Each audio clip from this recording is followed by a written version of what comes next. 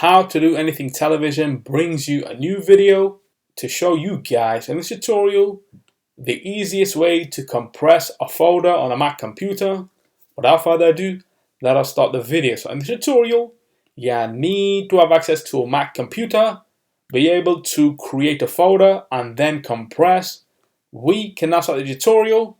So now let's focus on the desktop. Let's take a photo of the desktop. Command Shift and 3 to take a screen capture. There we have that. Let's now create a folder. Right click, new folder. Let's just call this folder Images.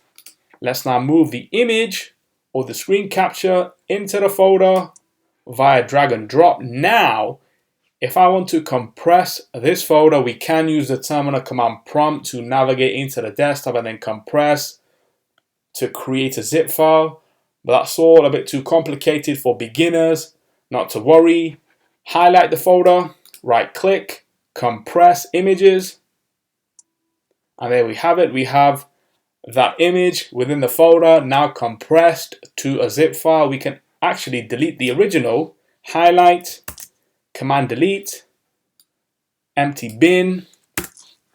Now double click on images.zip to unzip that folder that has the image inside there that we created via the screen capture. So we can now quit Finder.